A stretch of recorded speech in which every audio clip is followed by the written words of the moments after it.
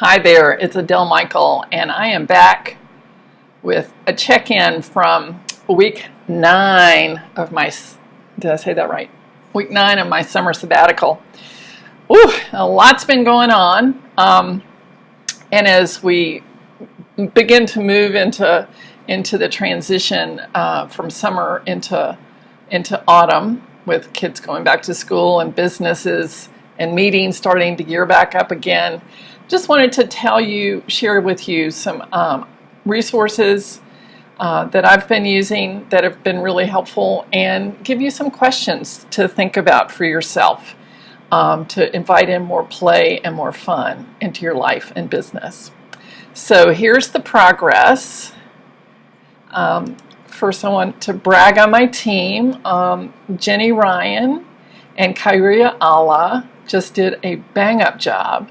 We are very close to being done. There's some mop-up we have to do next month, and the painters need to come, and then we will be ready to put my mother's house on the market, and she is going along with it. I'm so proud of her. And that's phase 1. I didn't realize there was going to be a big phase 2, but these are the boxes that I've moved in back in the back under the Sky and the Crown Royal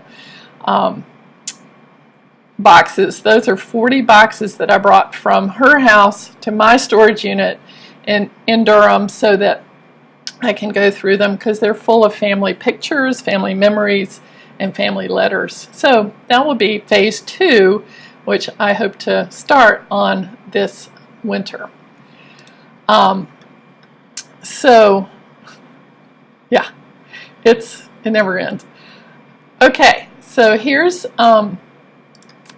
what I would like to share with you, the resources that I've been using, because I realized when I was in Winston-Salem helping my mother, or actually doing the work to clear out our house, I wasn't getting much exercise. So now that I'm back home, I'm back into it. And the first resource I want to share with you is, you may know Miranda Esmond White. Her work is Classical Stretch, and she has some free videos on YouTube, and in my area she plays on PBS. So I record every morning and then do the exercises in the afternoon. I really love it because it's low impact, but it works every muscle in your body.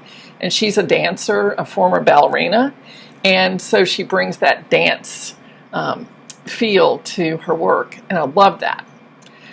So Miranda Esmond White, Classical Stretch on YouTube and PBS. And then I just discovered my brother is doing Qigong, and I thought, well, that sounds really good. You know, I like acupuncture. I understand that there are 5 elements that system works with. And so I discovered Mimi Kuo Deemer. Let's see if I can put that in the front. No, let me move it. Okay. So she is a yoga instructor and a Qigong instructor, and she has a lovely 5 elements Qigong on YouTube. And she also has all sorts of other stuff in a new book. But I really love the way she teaches Qigong, because she is a yoga teacher. She brought the first yoga studio to Beijing in China, and she now lives in London and teaches Qigong and yoga. But she goes through every move and tells you what to do, and I really like that a lot, and I love her spirit. So that's been really good. And when I do the 5 elements Qigong meditation, if I can really feel calmer and more vital. And my acupuncturist said if I did that routinely, my whole system would respond very, very well. So Mimi Kuo Deemer on YouTube. Okay, so I am at a point, kind of almost a little over halfway through the summer sabbatical, and I've been really looking at how I relate to what I'm supposed to do. I am really good at listening to other people and doing it the way they tell me to do, and that's not brought me a lot of happiness, and it hasn't brought me a lot of energy. So I'm in the process of questioning all that, and I've been working with a coach who is quite playful with energy. You know, I love energy work, and I do a lot of energy work, and I do a lot of healing with energy. And so sometimes it's pretty serious and kind of heavy, you know, because, you know, we have stuff that's heavy that needs to be lightened up. And what this coach is telling me is that you can actually play with the inanimate objects in your world and play with them and ask them to contribute to you. So I realized, gosh, I could start taking that on. And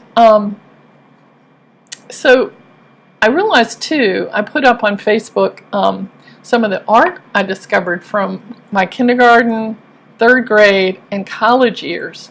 And I got some really beautiful responses. It's like, thank you so much for liking my art.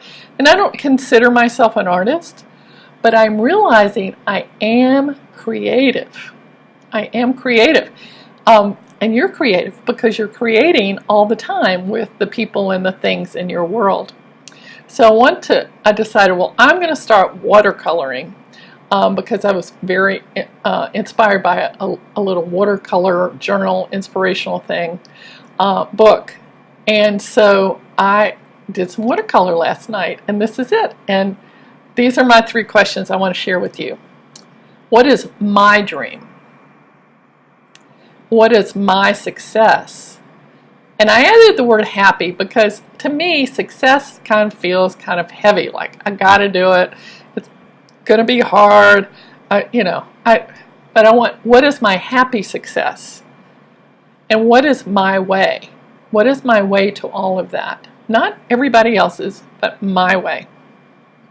So I wanted to share those 3 questions with you. What is my dream? What is my happy success?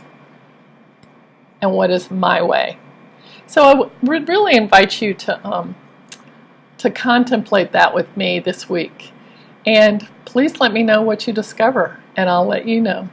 Thanks so much for watching and listening, and I will talk to you next time, and I wish you a very happy week or 2 weeks until we speak again. Bye.